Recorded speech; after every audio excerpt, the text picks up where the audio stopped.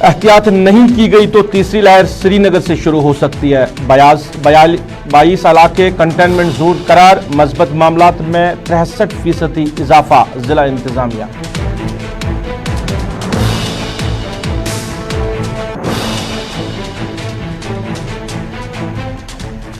Shopping complex की तामीर गैर कानूनी इजाजत, मकामी आबादी और मुतासरा जमींदारों का अदालत से रुजू।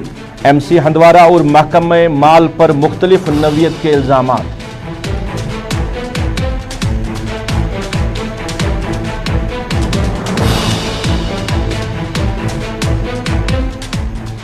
BDOs की तैनाती कितनी सूदमंद, कामकाज मुतासिर होने का कवी इम्कान। 56 को इजाफी चार्ज और 50 से जायद ब्लॉक अफसरान के बगैर।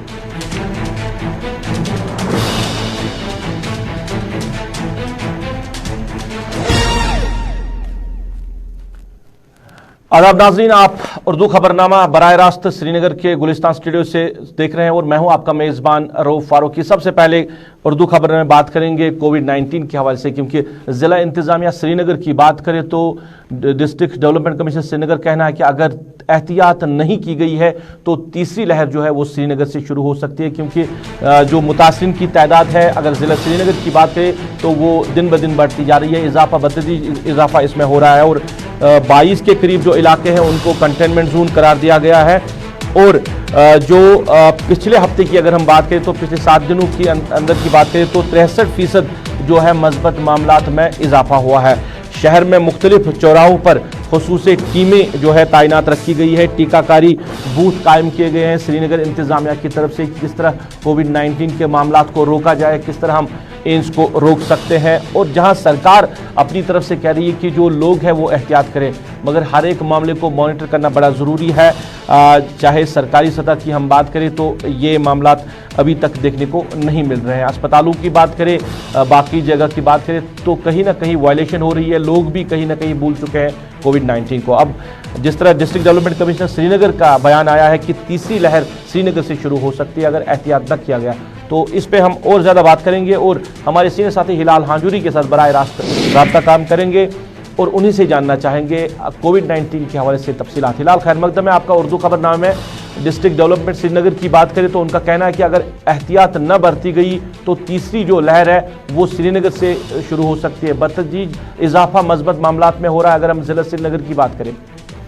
देखिए रूफ, पिछले एक हफ्ते के मुकाबले में इस हफ्ते में जो कोविड-19 पॉजिटिव केसेस की शरह रही है ज़िला श्रीनगर के अंदर, वो सरकारी एदाद शुमार के मुताबिक 63% उसमें इजाफा हुआ है। और 7 दिन के अंदर अंदर ये 63% का इजाफा ये साफ दर्शाता है कि ना ही आवाम की जानब से SOPs पर अमल हुआ है और ना ही एडमिनिस्ट्रेशन की जानब से लोगों का अमल कराया गया। न सिर्फ इतना, जो एक एनफोर्समेंट विंग्स है सरकार की अलग अलग डिपार्टमेंट्स की, या इस हवाले से जो कुछ खुसूसी विंग्स भी बनाई गई हैं, उनकी नाअहली की वजह से ये शरह बढ़ चुकी है। नंबर 2, डिस्ट्रिक्ट एडमिनिस्ट्रेशन की नाअहली की वजह से ही है, गैर जिम्मेदारी की वजह से ही, गैर हसासियत की वजह से ही ये तादाद बढ़ चुकी है। क्योंकि हमने देखा कि जहां एक तरफ पब्लिक SOPs पर अमल नहीं कर रही थी, तो दूसरी जानिब सरकार की जानब से सरकारी फंक्शंस में उस तादाद को जो 25 रखी गई थी उससे ज़्यादा हमने लोग देखे हैं। हमने देखा कि शहरी श्रीनगर के अंदर अंदर ही जो प्राइवेट ऑर्गेनाइजेशंस की जानब से सेमिनार्स किए गए हैं, फंक्शंस किए गए हैं SKIC से लेकर दूसरी जगहों पर, तो उसमें भी 25 क्या 100 से ज़्यादा लोग इकट्ठे हुआ करते थे। और उसके साथ साथ श्रीनगर की नुमाइश के अंदर आप देख सकते हैं आज ही वहाँ पर नुमाइश भी चल रही है। और ऐसी नुमाइशों का इनेकाद तब किया जाता है जब सरकार ये कहती है कि तीसरी लहर आ सकती है। क्या ये सारी चीज़ें करनी ज़रूरी थी? एक अहम सवाल है। शादी ब्याह के अंदर हम भी देख रहे हैं कि कोई भी सेट प्रोटोकॉल नहीं है, वहाँ पर हज़ारों की तादाद में लोग होते हैं, सैकड़ों की तादाद में लोग होते हैं, कोई पूछगछ करने वाला नहीं है।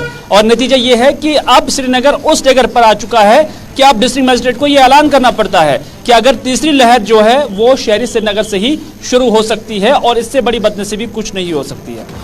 हाँ हिलाल, अगर हम एहतियात की बात करें, जिस तरह इंतजामिया कह रही है कि लोगों को एहतियात बरतने की जरूरत है, मगर जो मॉनिटरिंग बार बार हम कह रहे हैं कि सरकारी सतह पे प्रॉपरली मॉनिटरिंग नहीं हो रही है, क्योंकि जिस तरह की तस्वीरें सामने आ रही है, चाहे हम अस्पतालों की बात करें, सरकारी दफातरों की बात करें, पब्लिक ट्रांसपोर्ट की बात करें, मार्केटों की बात करें, तो वो तस्वीरें सामने आ रही है जहां पे लोग ना समाजी दूरी है, ना मास्क का इस्तेमाल है, ना एसओपीज है। तो क्या हम बयानात के जरिए ही इस कोविड-19 की तीसरी लहर को रोक सकते हैं या जमीनी सतह पे इसको रोकने के लिए हमें काम करना होगा?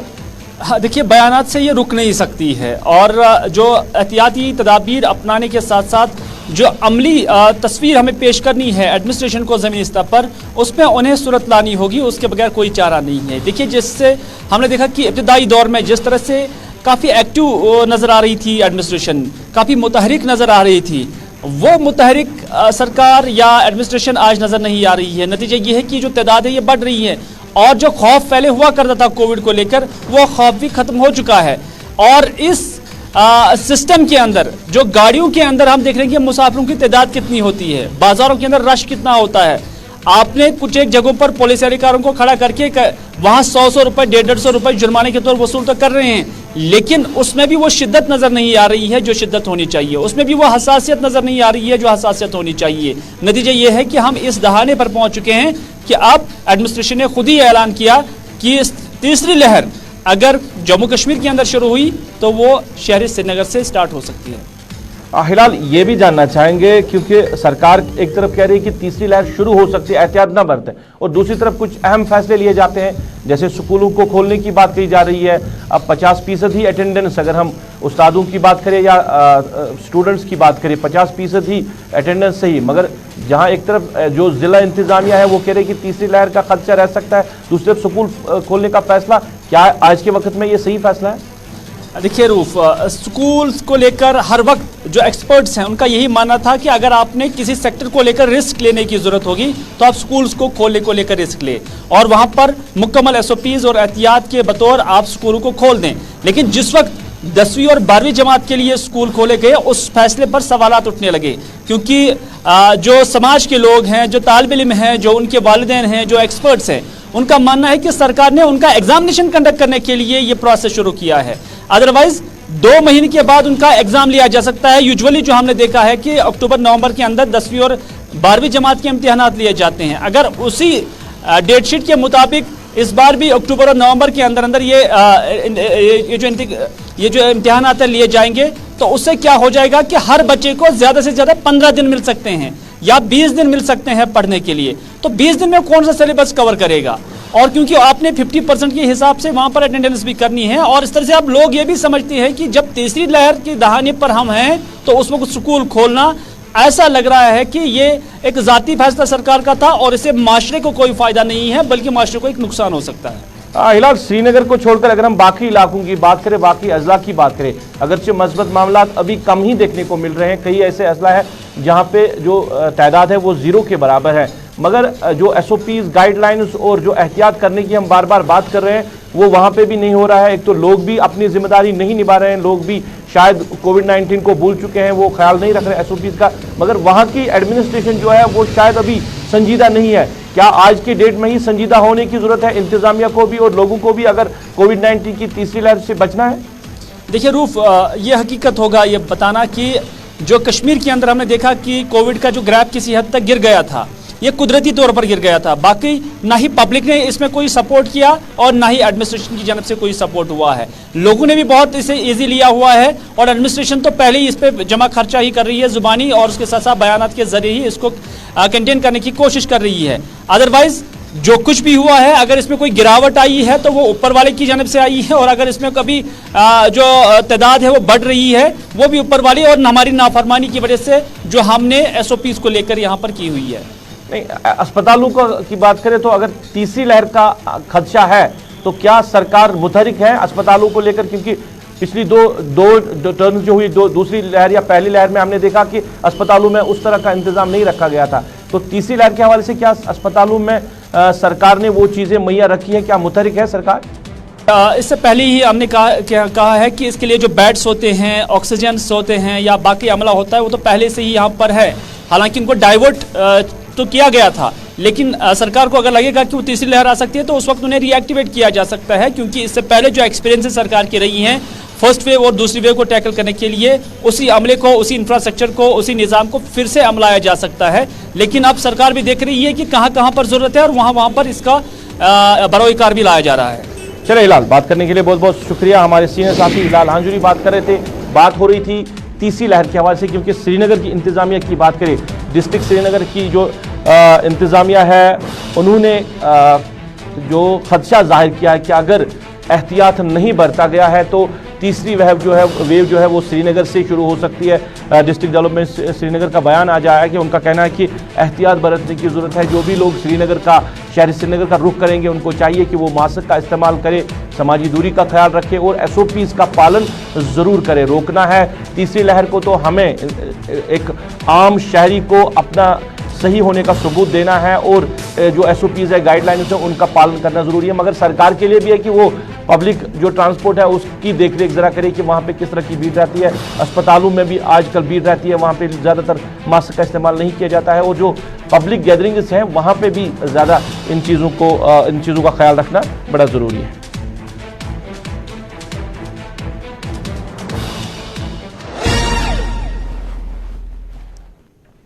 नाज़रीन, जम्मू कश्मीर की बात करें, खासकर अगर हम वादी कश्मीर की बात करें तो गैर कानूनी तौर तजावुज़ात की बात करें तो मुख्तलिफ इलाकों से मुख्तलिफ वक्त पे शिकायतें ज़रूर आती रहती है। जहाँ पे सरकारी ज़मीनों पे कब्ज़ा करने की बात है या इलीगल तौर कोई बिल्डिंग तामीर करने की बात है, तो ये वक्फन यहाँ पे होता चला आ रहा है। और आज की अगर हम बात करें तो हंदवारा की ज़िला बारामूला कुपवारा के हंदवारा इलाके की बात करें, वहाँ पे गैर कानूनी तौर शॉपिंग कम्प्लेक्स को तामीर करने की बात जो है वो सामने आ रही है। और जो मुकामी आबादी है या ज़मींदार है, उन्होंने अब अदालत उज़्मा का रुख भी किया है और उनका मुतालबा है कि ये जो कम्प्लेक्स बनाए गए हैं इनको जो है मुनज़्ज़म किया जाए।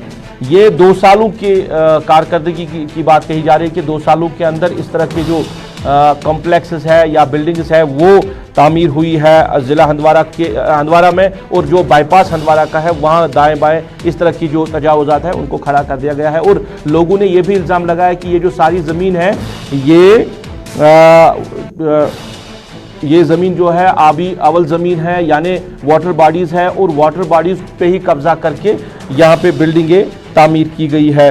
लोगों ने कहा कि जो बाकी ज़मीन वहाँ पे रह गई है उसके लिए पानी की सप्लाई होना, यानी पानी की निकासी के लिए भी अब मुश्किलात हो सकती है। तो इल्ज़ामात जो है वो म्युनिसिपल कमेटी जो हंदवारा है वहाँ के ज़िम्मेदारान पे हैं और जो महकमे माल के ज़िम्मेदारान हैं उनके ज़िम्मेदारों पे इल्ज़ामात लोगों ने लगाए हैं कि गैर कानूनी तौर पर वहाँ पे कंस्ट्रक्शन हो रही है और जो मुतल्लका महकमे हैं उन्होंने उनको NOC प्रोवाइड किया है। हम बराह रास्त बात करेंगे executive officer municipal committee Handwara Farooq Ahmad से और इनसे ही जानना चाहेंगे कि असल हक़ाइक़ क्या है जिस तरह लोगों ने इल्ज़ाम लगाया है म्युनिसिपल कमेटी हंदवारा पे, कितनी हकीकत इन इल्ज़ामात में है। फारूक साहब, खैर मकदम है आपका उर्दू खबरनामे में। मैं ये जानना चाहूँगा कि इल्ज़ामात तो आप पे बहुत सारे लगे हैं कि वहाँ पे जो इलीगल कंस्ट्रक्शन की गई है उसमें म्युनिसिपल कमेटी हंदवारा और महकमे माल का रोल है, क्योंकि ना कोई NOC ना कुछ सरकारी ज़मीन पे इस तरह की तामीरात खड़ी की गई है पिछले 2 सालों के अंदर। जी हाँ, अस्सलाम वालेकुम। पहले मैं कहूँ बदकिस्मती की बात है, ऐसा कोई मसला नहीं है। देखिए, अगर कोई एक कंस्ट्रक्शन होती तो मैं कहता कि शायद इलीगल होगा। जब से यहाँ पर बाईपास बनाया पिछले 5-8 साल से ऑलरेडी मतलब कंस्ट्रक्शन हो रही है, बिल्कुल कंस्ट्रक्शन हो रही है आराम से। मतलब हर डिपार्टमेंट से NOCs आ रही है, क्योंकि हमारे पास एक सिस्टम होता है और कंसर्न डिपार्टमेंट से जब NOC आती है उसके बाद फिर हम परमिशन उनको देते हैं। लेकिन बदकिस्मती की बात, पिछले दिन 2-4 दिन से मैं भी एक पर्टिकुलर पेपर में ये न्यूज देख रहा हूँ कि इस तरह मतलब कुछ इलीगल कंस्ट्रक्शन। अगर इलीगल है तो आप वो आ जाए, वो देख लीजिए कोई कहाँ इलीगल है, विदाउट NOC क्या हुआ है क्या नहीं हुआ है। असल में वजह ये नहीं है सर, वजह असल में ये है कि जो ये अकबर वाला खुद है, इसकी एक जमीन वहां पर पड़ी हुई है, क्या नाम है, उधर बाईपास के पास। ये चाहता है कि वहां पर ये कंस्ट्रक्शन करे, लेकिन इसको पिछले 5-10 साल से एक जमींदार के साथ, उस जमींदार की फ्रंट पे जमीन है, उसने वहां शॉपिंग कॉम्प्लेक्स बनाया है। अब ये चाहता है कि वहां जी उसका रास्ता, मुझे किसी पहले इससे महकमे माल तहसीलदार वगैरह को तंग किया कि किसी उसको पेपर में निकाल के मुझे वहां से रास्ता दिलाओ। फिर मेरे पास भी आया 4-5 बार मुझे रास्ता, मैंने बोला भाई रास्ते की अथॉरिटी हम तो है नहीं। फारूक साहब इसमें एक चीज है, अब जो मुकामी लोग हैं उन्होंने अदालत का भी मुकामी नहीं है सिर्फ। जी सर, मैं यही बात पर मैंने आपसे पूरा सवाल सुना है, ऐसा मुकामी लोगों का कोई इसमें रोल नहीं है। मुकामी लोग इट इज अनफॉर्चुनेट, वो मेरे पास आते हैं, उसने बोला कि मैंने कल उनको भी बोला, उन्होंने बोला हम खुद किसके खिलाफ जाए, लेकिन ये अब वो इसे डरते हैं, मैं सीधा कहूंगा उसे डरते हैं। जो ये जिम्मेदार है, मैंने उसको बोला भैया ये रास्ता क्या मसला है, अगर आप थोड़ा इसको इनके हल कर, बोला नहीं एक गुंडागर्दी करता है, मैं इसको नहीं दूंगा। ये क्यों अखबार के बल बोलते आप डरोगे, आप मुलाजिम, मैं नहीं डरूंगा, मेरी जमीन है, मैं इसको नहीं दूंगा रास्ता। अब ये इसने मतलब बहुत काफी प्रेशर किया तहसीलदार को भी, हमको भी, लेकिन जब वो जिम्मेदार इसको रास्ता देता इसमें हम क्या करेंगे। इसको वहां पर शायद शाह को कॉम्प्लेक्स बना था। बाकी यहाँ के लोग बिल्कुल वो चाहते हैं कि वहाँ, क्योंकि जो उन्होंने वो जमीन छोड़ी हो उसी बिना पर उन्हें छोड़ी है कि वहाँ पर उनका थोड़ा बहुत कुछ कुछ उनके लोगों का रोजगार वहाँ चल जाए। क्या ये सरकारी एक बात जो ये पर्टिकुलर ये टाउन हंदवाड़ा ज्यादा से ज्यादा 3-4 किलोमीटर का होगा। आप देखिए पूरे कश्मीर में अगर इसको न्यूज देनी थी, कम से पूरे एग्रीकल्चर लैंड के बारे में कश्मीर में न्यूज आती है, उसमें कश्मीर हंदवाड़ा भी इन्वॉल्व होता है, लेकिन पर्टिकुलर हंदवाड़ा को टारगेट बनाया अपनी इंटरेस्ट के लिए। आप खुद देखिए क्या है। नहीं, एक तो ये, क्या ये सरकारी जमीन है जिसपे कंस्ट्रक्शन हो रही है? अगर कोई आपको एक भी सरकारी जमीन मिल जाए आप आ जाइए, और मोस्ट वेलकम सर। आप देखिए अगर होगी तो वी आर रिस्पांसिबल देयर। अच्छा, एग्रीकल्चर लैंड है? एग्रीकल्चर लैंड है sir, it is everywhere agriculture land है, लेकिन बाईपास को छोटे वहां पर ऑलरेडी मतलब एनओसी आती है, आरएनबी की तरफ से भी हमें आती है। वो एक्चुअली वो बिल्टअप, जब तहसीलदार साहब दिखते हैं उनकी ऑलरेडी मतलब कंस्ट्रक्शन हो चुकी है, बिल्टअप एरिया हो चुका है। अब बिल्टअप एरिया जब बन गया तो उसमें हम फिर उनको कंस्ट्रक्शन की परमिशन देते हैं। नहीं, एग्रीकल्चर लैंड पे तो पाबंदी है कंस्ट्रक्शन करने की। आप कैसे एनओसी प्रोवाइड कर सकते हो? सर एक्चुअली ये कमर्शियल, वो जो एक्चुअली वो कमर्शियल हो चुका है वहां पर, जो अड़ा के साथ ही बाईपास है, that is commercial.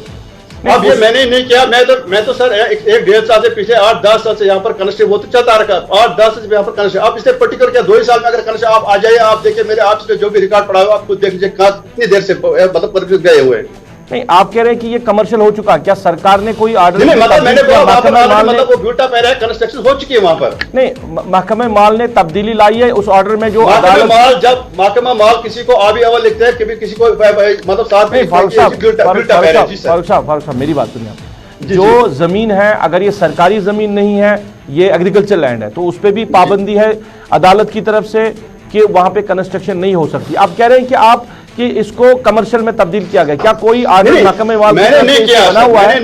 It is already मैंने बोला, मैं 1-1.5 साल से पिछले 10 साल से ऑलरेडी मतलब हो चुका है। यहाँ पर अड़ा बना है, वहां पर बहुत बड़ा मेरे ख्याल से नॉर्थ का सबसे बड़ा बस स्टैंड बना हुआ है, उसी के साथ लिंक्ड है ये सर, क्या नाम है, बाईपास। ऑलरेडी मतलब एनओसी जो आती है आरएनबी की तरफ से भी आती है, तहसील की तरफ से एनओसी वाले मतलब वो दिखते हैं कि फ्रॉम द सेंटर कितना छोड़ना पड़ता है, वो भी हम छोड़ते, उसी हिसाब से मतलब पूरा जब भोका की टीम है सारे एनओसी को इकट्ठा करके फिर परमिशन देते हैं सर।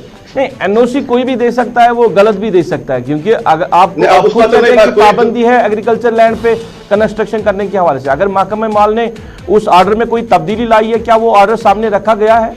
वो उनको पता होगा सर, वो तहसीलदार साहब को पता, उसके बारे में मुझे नहीं पता है। अच्छा, ये भी खबरें आ रही है इसमें कि ये तो वाटर बॉडीज है, ये आबी जखायर है जहां पे कंस्ट्रक्शन हुई है, और बाकी जो वहां पे जमीन है उनके लिए अब मुश्किलात हो सकती है, उन जमींदारों के लिए जो जमींदार कह रहे हैं कि वो ऑनरेबल कोर्ट का रुजू कर रहे हैं। अगर ऐसा कोई मसला है, उनका हक है वो कोर्ट में जाए, उसमें हम तो नहीं रुका सकते अगर कोई ऐसा मसला हुआ। मगर हमारे नोट्स में कोई ऐसा, अगर जमींदार को कोई ऐसा, उनको पहले हमारे पास आना चाहता है इनके अगर कोई ऐसा मसला होता।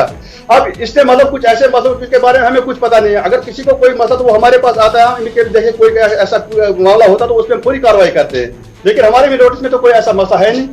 क्या ये आबी जखायर है? ये आबी जखायर कहाँ पर, जहाँ पे कंस्ट्रक्शन हो रही है, क्या ये आबी जखायर है? आप आ सकते हैं, आप देख सकते हैं, यहाँ पर ऐसा कुछ नहीं, आबी जखायर नहीं है। नहीं, आज के डेट में कैसे पता चल सकता है? अब तो कंस्ट्रक्शन हो गई है, अब कैसे पता चलेगा कि आबी जखायर है? इससे पहले क्या ये आबी जखायर थे जहाँ पे इनको एनओसी प्रोवाइड की? मुझे नहीं पता, उसके पहले आबी जखायर थे, वहां पर नहीं थे। आज कंस्ट्रक्शन हो रही है, यहाँ पर मेरे प्रेसिडेंट साहब बैठे हैं, वो यहाँ मतलब और भी दो वो कहते हैं कि ऐसा नहीं था यहाँ पर। नहीं, आज कंस्ट्रक्शन हो रही है, कंस्ट्रक्शन तो चलती है सर, आज भी चल रही है, जिसका परमिशन होगा तो उसी चल रही होगी। परमिशन किससे लाना पड़ता है? परमिशन हम ही देते हैं एक्चुअली। इस पे बोका की एक कमेटी होती है, आरएनबी का डिपार्टमेंट होता है, तहसील का डिपार्टमेंट होता है, पीएचई होता है, पीडीडी होता है, फिर हम वो सब एनओसी, उसके बाद हमारी एक मीटिंग लग जाती है, उसमें हम देखिए लिखना मत कहीं पर कोई प्रॉब्लम तो नहीं है, इन केस अगर कोई प्रॉब्लम होती है तो उसको हम कैंसिल करते हैं, अगर all aspect is completely formalities होते हैं फिर उसको हम एलो करते हैं, उसको परमिशन फिर हम देते हैं। नहीं, जो वहाँ मुकामी लोग रह रहे हैं जिनकी शिकायत है कि उनको मुश्किलात हो सकती है इससे, मैं फिर भी यही कह रहा हूँ, कोई मुकामी लोग हमारे पास आए नहीं, दे वांट टू कंस्ट्रक्ट, ये बिल्कुल झूठ है। मुकामी लोग पहले हमारे पास, अगर उनका हमारे पास कोई मतलब हल नहीं जाता तो फिर अगर किसी भी कारण पे जाते तो उनका हक बनता है। इट इज अनफॉर्चुनेट, हमें कुछ पता ही नहीं है, तो ये परसे कोई खुद ही लिखता है कि मुकामी लोग, कौन मुकामी लोग। चलिए, अब इसके साथ 1-2 जमीनें और इसके साथ होगी, ये उनको भी प्रवोक करता होगा जी रास्ता नहीं है, चलिए भी मैं आपको रास्ता दिखाऊंगा। It is unfortunate. चलिए, बात करने के लिए बहुत बहुत शुक्रिया फारूक साहब। ये executive officer municipal committee Handwara बात कर रहे थे और इलीगल कंस्ट्रक्शन का मामला सामने आया है, जहां पे कहा जा रहा है कि जो जमीन, सरकारी जमीन यानी वाटर बॉडीज है, उन पे कंस्ट्रक्शन पिछले 2 सालों से हो रही है। अब जो मुकामी लोग हैं वो अदालत का रुख कर रहे हैं कि उनको मुश्किलात हो रही है। इस वजह से पूरी तरह जिसको नकारा है, एग्जीक्यूटिव ऑफिसर ने कहा कि सरकारी ज़मीन नहीं है, अगरचे एग्रीकल्चर लैंड है, मगर एग्रीकल्चर लैंड में परमिशन उनको बाकी डिपार्टमेंटों ने दिया है, जिसके बाद उनको अलाउ किया गया कि वो वहाँ पे कंस्ट्रक्शन कर सकते हैं।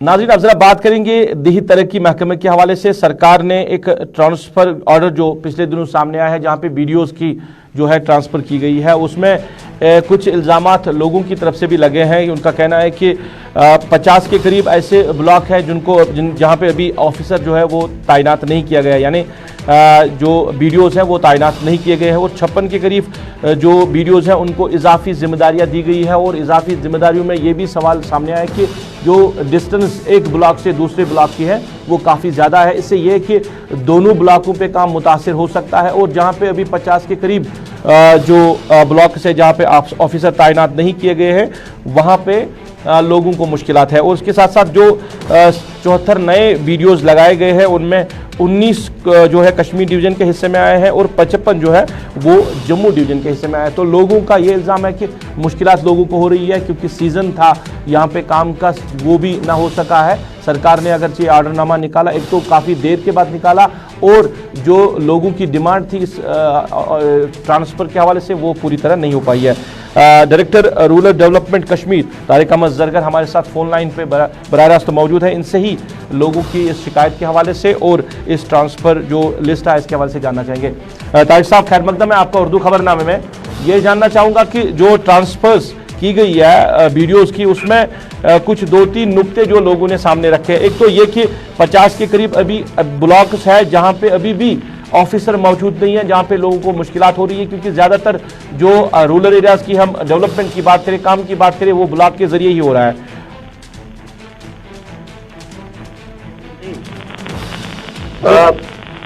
जी तारिक साहब।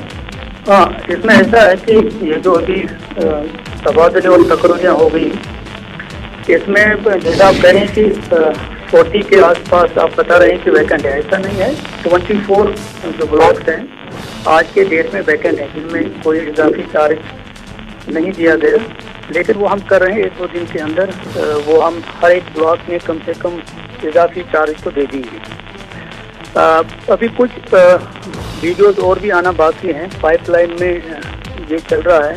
मेरे ख्याल में 1 हफ्ते के अंदर हमें और भी नए वीडियोस मिल जाएंगे, जिनकी तैनाती और तकरीरी ब्लॉक्स में होगी, जो वैकेंट ब्लॉक्स हैं।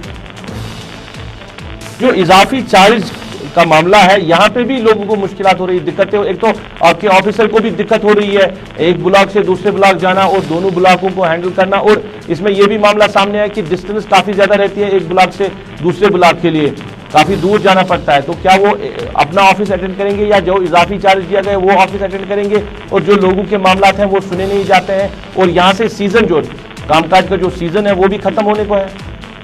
हाँ, इस ऑर्डर में कुछ ऐसी जगह थी जहाँ पे जो इजाफी चार्ज की गई थी वीडियोस को, वो जो उनका ओरिजिनल ब्लॉक है उससे थोड़ा दूर था।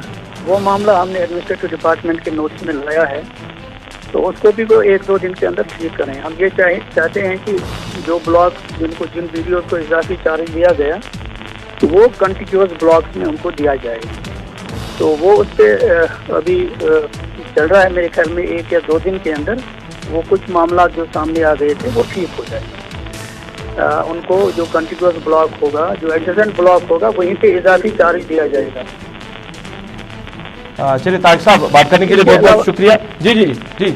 हाँ, इसके अलावा जैसा कि मैंने बताया कि पाइपलाइन में अभी है कि कुछ और वीडियोस की पोस्टिंग और तकरीरी अनकरीब हो जाएगी। पिछला जो तकरिया हुई थी जिसमें नए वीडियोस को लगाया गया था 74 के करीब जिनकी तादाद है, तो क्या कश्मीर डिवीजन के लिए कम ही आए हिस्से में? उस समय कम आए, बट अभी आगे और आना बाकी है।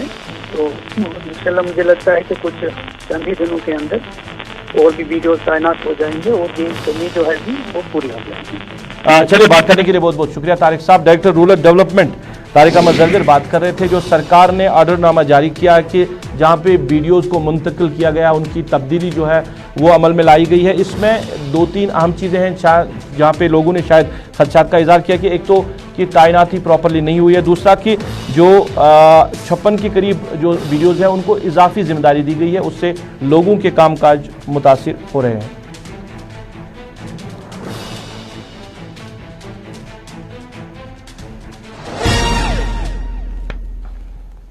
नाज़रीन, इधर बात करें शानी मर्ग शुपयान की आबादी जो है वो पिछले काफ़ी टाइम से पीने के पानी से महरूम है। नाले का पानी वो इस्तेमाल करने हैं जो काबिल इस्तेमाल नहीं है। लोगों ने इल्ज़ाम लगाया कि इलाके में जो वाटर सप्लाई लानी थी सरकार को वो अभी तक नहीं लाई गई है। बार बार उनको वादा ज़रूर दिया गया है मगर नहीं लाई गई है। इस वजह से लोगों को काफ़ी मुश्किलात का सामना करना पड़ रहा है। मैं शानी मर्ग से बोल रहा हूँ जनाब, हमें एक रोड की फैसिलिटी नहीं है, हमें लाइट की फैसिलिटी नहीं है। हमारे बच्चे रात को पढ़ते हैं तो वो शम्मा जलाकर तो उसी के लाइट से पढ़ रहे हैं, क्योंकि हमारे बच्चे बहुत से बहुत मजबूर हो गया। और वो भी लाइट भी शम्मा में नहीं है। तो ये देखो, वो गुज्जर बोलते हैं कि वो दिनिया होती थी लकड़ी की, वो लकड़ी वो उनका धुआं जो है वो उनका मुंह में और नाकों में आ रहा है। क्यों इन बच्चों हमारे के लिए कोई फैक्ट्री से हम चाहते हैं कि हमें रोड चाहिए, हमें बिजली चाहिए, कि जो हमारे बच्चों के लिए कोई फैसिलिटी सही बन जाए कि उनकी जिंदगी। चलिए नाज़रीन, इसके साथ ही अभी तक के उर्दू खबरनामे से अपने मेज़बान को इस वादे के साथ दीजिए इजाज़त, आप अपना ख्याल रखेंगे, हमें अपनी नेक दुआओं में याद रखेंगे। अल्लाह आपका हमारा सबका निगहबान।